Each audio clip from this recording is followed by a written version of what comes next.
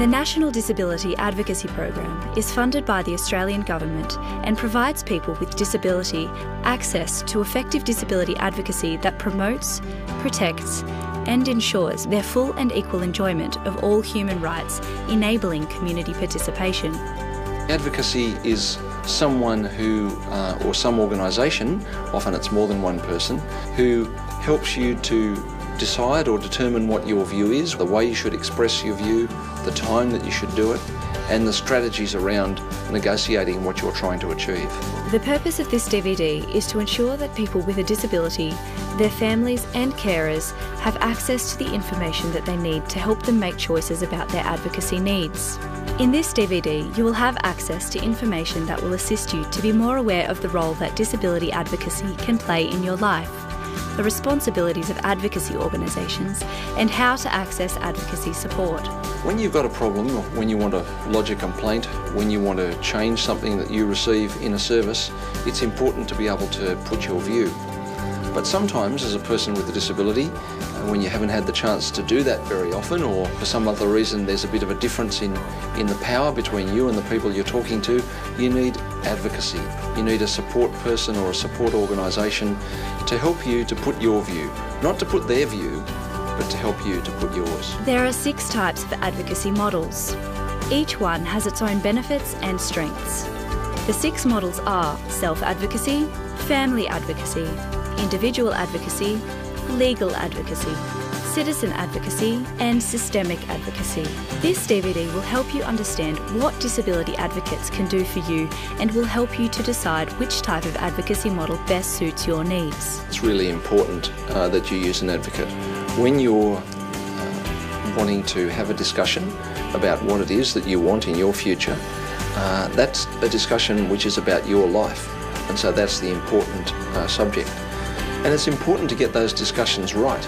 And when you're having those sorts of tough discussions, in the same way as when you have a discussion with a bank manager or with a lawyer or with someone of importance or in authority, it's good that you gather the resources that you'll need.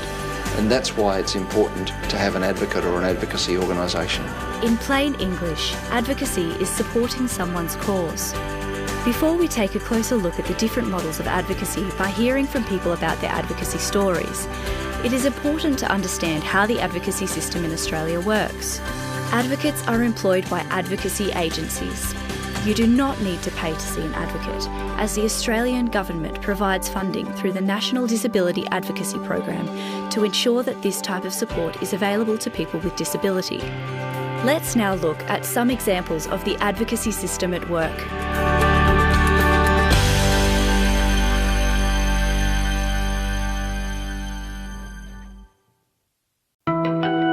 Self-advocacy is when you learn to advocate for yourself. It is there to help you learn how to express yourself and how to stand up for your rights. Being a self-advocate does not mean you're alone in standing up for your rights. Disability advocacy agencies can still provide ongoing support, but it does mean you can make your own decisions while making sure others respect your choices. Self-advocacy is about people with disabilities being able to speak up for themselves. Thanks everyone for coming this month for our self-advocacy group. A lot of people have never had the opportunity to do that. Someone else has always made decisions for them, taken over. Probably most importantly, about learning how to get other people to listen to what they've got to say. Where it is different is that it's really up to the person with disabilities to be doing or at least attempting the bulk of speaking up. It took me twice to run away before people would listen to me. It's not about them only doing it on their own, so they can still have support from other people, but it really is about them running the show, so saying what support they want and what support they need. Let's go to Canberra to hear Catherine's story about how she learned to be a self-advocate and how to express her views, concerns, and how to stand up for herself. I first met Catherine as a self-advocate about 2 years ago. She came and did one of our self-advocacy courses that I run. I think that she had a lot of skills, and it was just sort of a matter of reminding her of those and supporting her to practice those. I joined self-advocacy about 3 years ago to learn how to stick up for your rights, and not to let people try to rubbish you because you have a disability. Hi Catherine, I heard that you wanted to talk to me. Yes, I do, Karen. Catherine now feels that through self-advocacy, she has more control over the issues that affect her. I was living in a group house where I wasn't treated fairly. I told the group that I wasn't happy where I was living. I used to get angry. I'd slam doors because I didn't know how to express myself, how I was feeling. I used to bottle things up, and now I know how to express how I feel. It's nice to be able to... I've learned how to stick up for my rights and achieved my goals. Okay, Catherine, is there anything else that you would like to talk to me about? I've got a problem with one of the staff. Okay. It means I get to speak to the staff to resolve my problems and I feel happier. I feel really relaxed here and I'm a lot happier. And I help the staff do cooking and I do help do the housework. I help bringing in the washing and folding it up. We have a veggie patch and we eat about 5 different vegetables a night.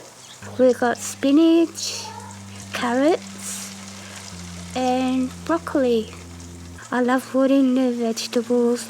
I find it very, very relaxing.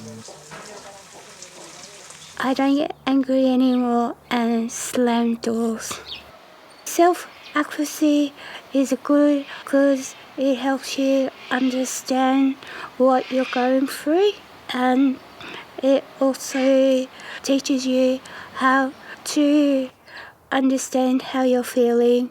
They know that you have problems sometimes and they help you dissolve them. Self-advocacy is about learning how to stand up for your rights. I think self-advocacy is just an absolutely essential skill for everyone with disabilities, from even young children all the way through to adults. It just has so many benefits for people, from their health and well-being. It actually has an impact on the money that they can earn, the satisfaction they feel over their life and the control that they feel they have of their life. And it also has a positive impact on the people who are supporting and caring for them as well. Very good. I would recommend self-advocacy because it gives you understanding of your rights with people with disabilities. Family advocacy is when one of your family members helps you by becoming your advocate. Family advocacy is when your mother, father, brother, sister or other family member supports you to get what you need to help you live a full and equal life.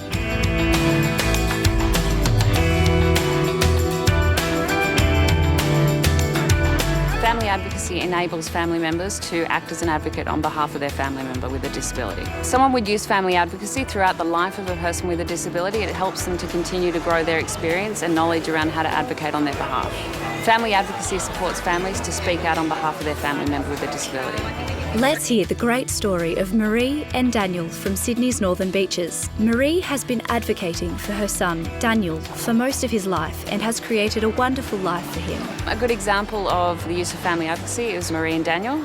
They've been involved with us for about 14 years. Marie's been to many workshops, many conferences, many different leadership events that we've run, and through that has worked with Daniel to create a great life, and he's now a valued member of his community. As a family, what was important to us was that Daniel was in a position to be able to have the same opportunities and experiences as his older sister and any other person would have. Family advocacy provided us with the information and resources that enabled us to create a vision for Daniel and to be in a position to maintain that vision and follow that through. Che cosa piace di più? Has enabled us as a family to be empowered, to be in a position to advocate for the things that are important for Daniel and his life, to just have a regular good life. Marie and her family have used what they've learnt to create a life for Daniel centred around his interests. I was aware that self-managed community participation was available solely through family advocacy. The self-managed community participation program allows Daniel to move from his position as student to valued community member. G'day Daniel, how you going, man? Good. That's good. On Tuesday I go to the gym. Okay, and do you enjoy that? Yeah, I have fun at the gym. I do exercises. And big breath out. He attends his local gym and has personal training sessions. I work hard at the gym. Daniel is employed as an office worker at a local business. I work at the typing.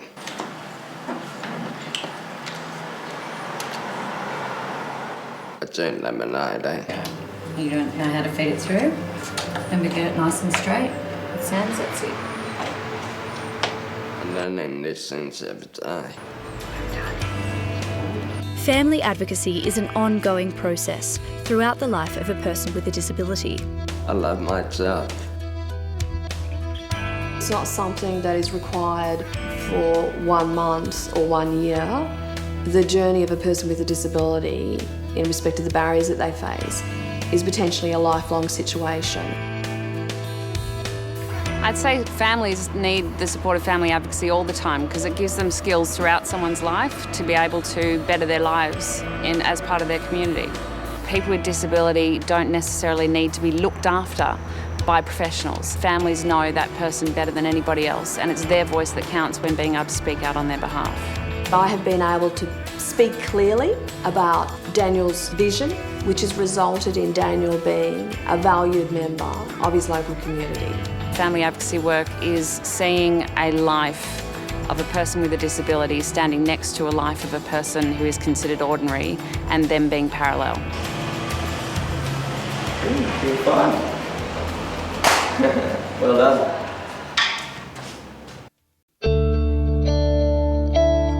Individual advocacy is when people help you with a particular problem. It supports people with a disability to exercise their rights through either one-to-one support or by supporting people to advocate for themselves individually. Individual advocacy is a form of advocacy where an advocate is assigned to assist somebody who has a particular problem, issue, difficulty that they're faced with, that they've been unable to resolve themselves. So you might benefit from having an advocate if you are faced with disability discrimination, if you find yourself in a situation where you've been abused or neglected, or any of your fundamental needs aren't being met. Let's hear the story of Rebecca, who lives in the Queensland town of Bundaberg.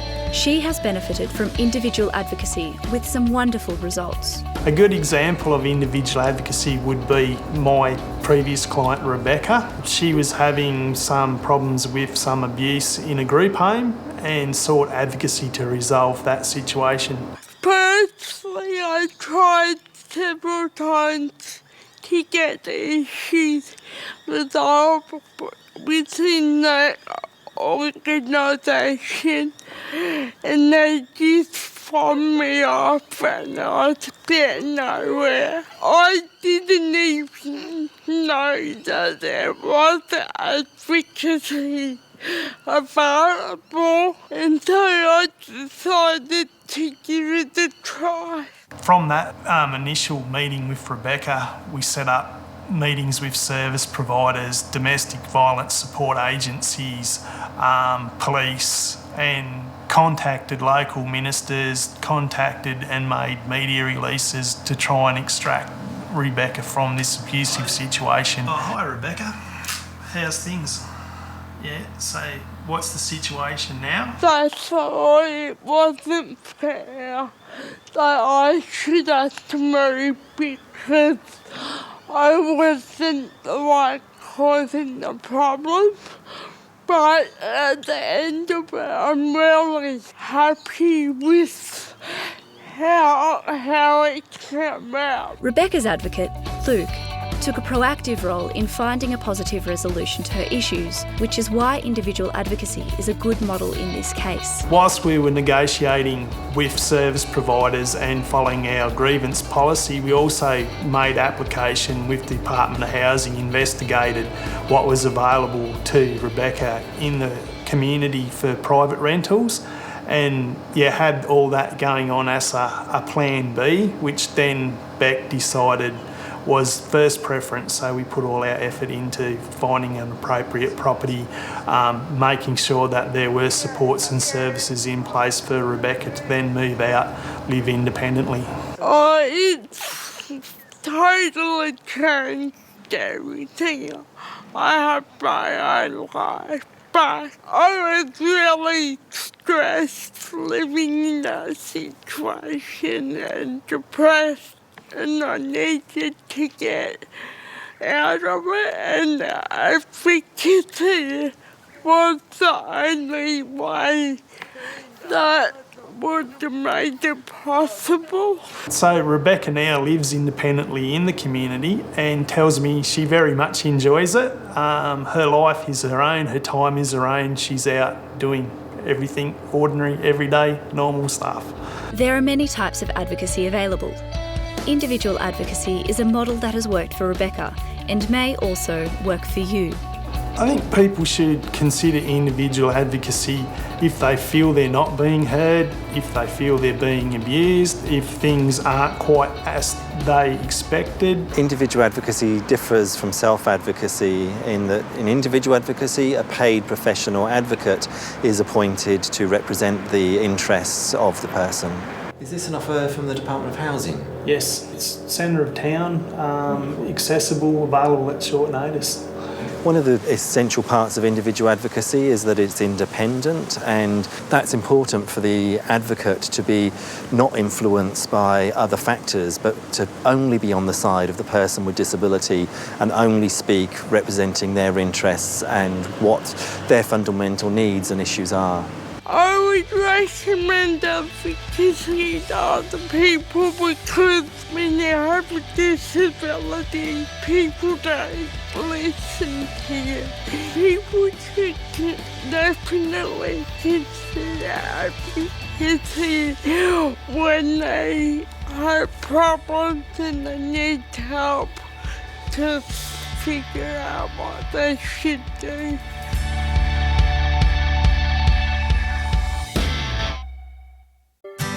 Legal advocacy is when people help you with a legal matter. It supports people with a disability to exercise their rights through the justice systems. It can help people with a disability to understand their legal rights and interests, or stand up for them by addressing legal aspects of instances of discrimination, abuse, or neglect. Legal advocacy is about assisting people with disabilities to understand their rights and choices, particularly in regard to issues that have to do with the law. It also provides representation if necessary in legal matters, and also tries to achieve changes in the law so that the law works better for people with disabilities. People usually contact our service by telephone or sometimes by email to let us know that they have a legal problem. So that may be a case where a person is a victim of crime and needs some advice about what they can do to improve their situation. The person may also be someone who has committed a crime, but because of their disability did not realise that they were doing so, or was unable to control their behaviours. Common types of cases that we deal with are cases involving discrimination, particularly unlawful discrimination on the basis of disability. There are some differences between a legal advocate and a lawyer. For example, a lawyer usually costs money, whereas an advocate does not cost. Legal advocates can often replace a solicitor. The time that they can't is when a solicitor goes to court and argues a case for someone in court.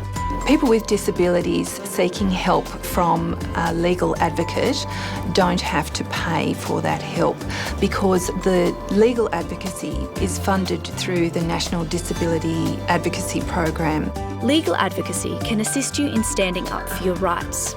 Let's hear from Margot, who is located in Redfern in Sydney, New South Wales, about a typical case of legal advocacy.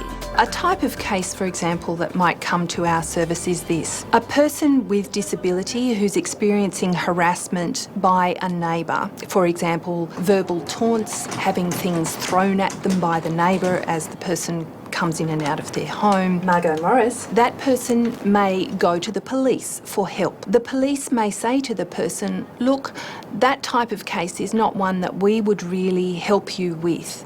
You should go and see a legal advocate about that. So the person may then contact us saying, the police couldn't help me, what can you do? We would talk to the person about the problems they'd been experiencing. Right. So that sounds like it's something that we would be able to help you with. Let's meet and talk more about it. Hi, I'm Margot Morris. I'm the legal advocate that spoke to you on the phone. In that type of scenario, we might be able to help the person to apply to a court for an order against the troublesome neighbour to control that neighbour's behaviour. So we would advise the client and then help the client with the paperwork to start that process.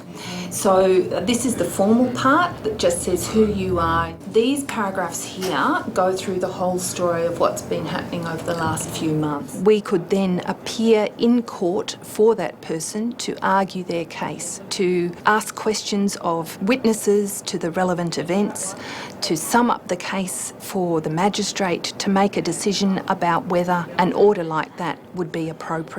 Legal advocacy is about helping people with disabilities to protect their interests and to get their rights. If someone's basic human rights are upheld as a result of our legal advocacy and the efforts of our client, then that is a big win for all of humanity. Citizen advocacy is when you get matched with a person who helps you just because they want to. The citizen advocate is someone who volunteers their time to help. A person with a disability and a citizen advocate are matched up, and sometimes the matches may last for life. Citizen advocacy is a means of promoting, protecting and defending the welfare and interests of people who are vulnerable as a result of disability by introducing them and matching them to a person who's competent to meet those needs, and that person comes from the community, and those people are then brought together after orientation and then supported by the program staff. Those relationships might last a lifetime. They last many, many years in many cases. They are independent relationships of support. Let's hear the wonderful story of Jodie and Beck from Adelaide.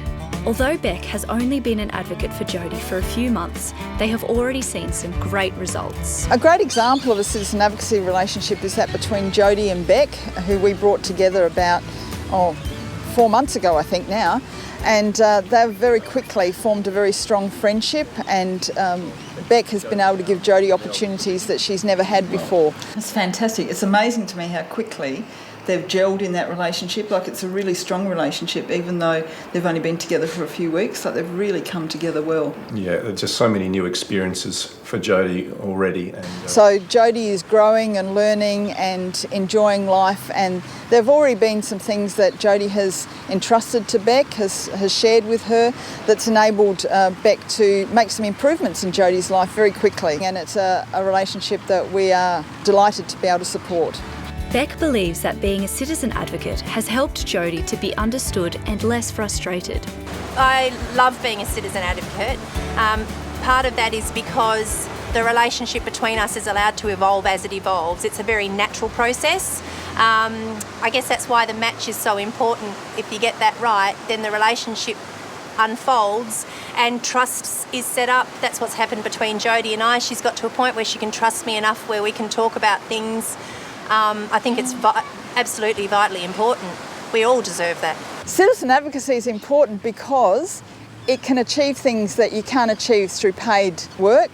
The only things that limit citizen advocacy are the boundaries of the relationship itself and the creativity of the people involved. I think the biggest thing for Jodie, the change has been having someone to talk to. She used to lash out a lot in frustration, probably because she didn't feel like she was being heard.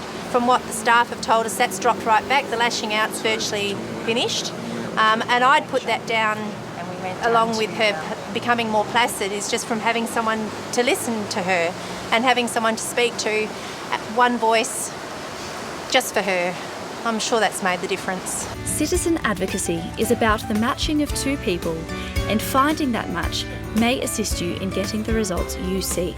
The way we describe citizen advocacy is that it's a way of bringing together a person who has disability and who has needs and maybe can't get their voice heard, with a member of the community who has the skills, the willingness and the commitment to become involved with that person to be a support. So these are intentional relationships that we're creating. We bring these people together and the citizen advocate becomes the main supporter of the person with disability. And they are not paid to be in that role, so we're creating independent, freely given relationships of support for people with disability. People should consider citizen advocacy if they're in a position where they need somebody to help them. If they're feeling like they need an extra voice or vulnerable, or they don't have anyone in their lives that they can have, which is a special relationship to help them. Systemic advocacy is a model of advocacy that seeks to find the resolution of an issue that might affect a large group of people with a disability at the same time. Systemic advocacy is kind of contrasted to individual advocacy, and in individual advocacy you're advocating for one person for the result that they're after. But in systemic advocacy there's usually a problem with the system, to put it simply. So lots of people are experiencing the same problem, and when we're doing systemic advocacy work we're trying to change the system so that it applies to everybody rather than just one person. Let's go to Port Macquarie in New South Wales, where Mark Grierson, who is a systemic advocate, advocated for the establishment of a new legal centre which addressed a systemic problem. The situation we were faced with in this region was that the local people didn't have access to legal services. So there was a bit of a systems failure. There was a hole in this particular area. People with disabilities couldn't get legal assistance, and that was our main objective, to sort of fill that gap and overcome that barrier. So the establishment of the Community Legal Centre is an example of systemic advocacy, in that people identified that there were people living in the Mid-North Coast region that did not have access to justice. And so then by doing that groundwork, the research, establishing the need, what it was, and then approaching government and kind of convincing our government that a legal centre should be funded here, that is the systemic solution to the problem, by funding a community legal centre here. Having a lawyer or having access to legal advice means that people know what their rights are, know what possibilities that they can explore, and many times it does lead to a better outcome for them than if they didn't have that access to advice. Julie Black is a client of the new legal centre, and Julie has now been able to seek legal advice regarding an issue with her daughter. Julie was referred to us by a disability advocacy organisation. She had an issue with her daughter being suspended from school due to her disability. There was an upset with the taxi not being approved, and that resulted in her being dragged kicking and screaming to her classroom every morning, and the school suspended her 3 times in the first 6 weeks. Her daughter had been suspended, I think, about 9 times by the time she came to us. Before that, I never knew that they could possibly suspend a child like my daughter. I thought that that was against the law. Unfortunately, I found out that it wasn't just my child being suspended from school repeatedly, but other children in the same situation were being suspended repeatedly as well. Marie just told me that you had a meeting with the school yesterday and things didn't go so well.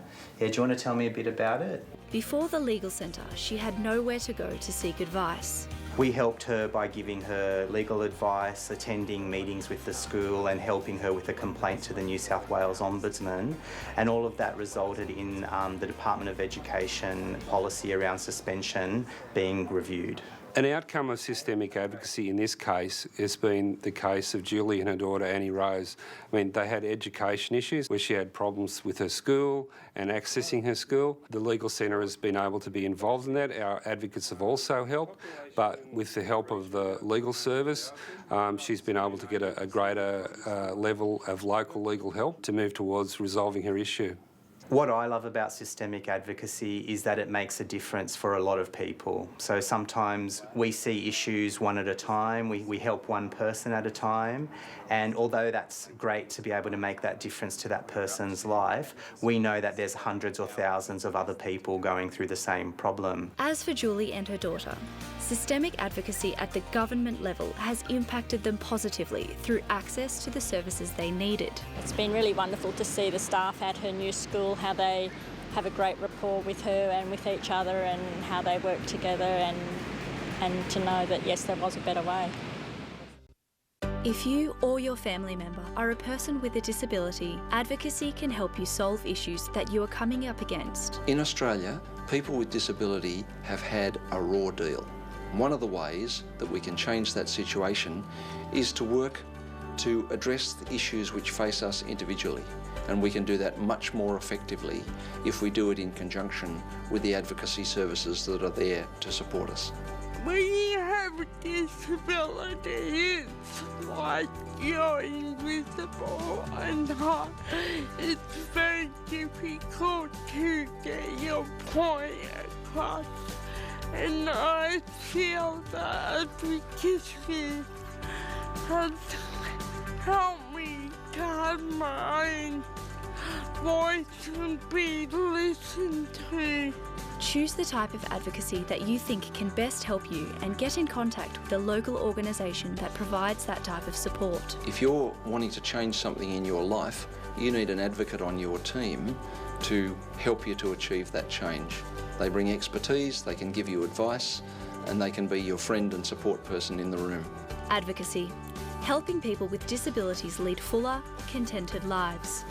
For more information about the National Disability Advocacy Program or contact details of funded advocacy agencies under this program, please visit the Department of Social Services website.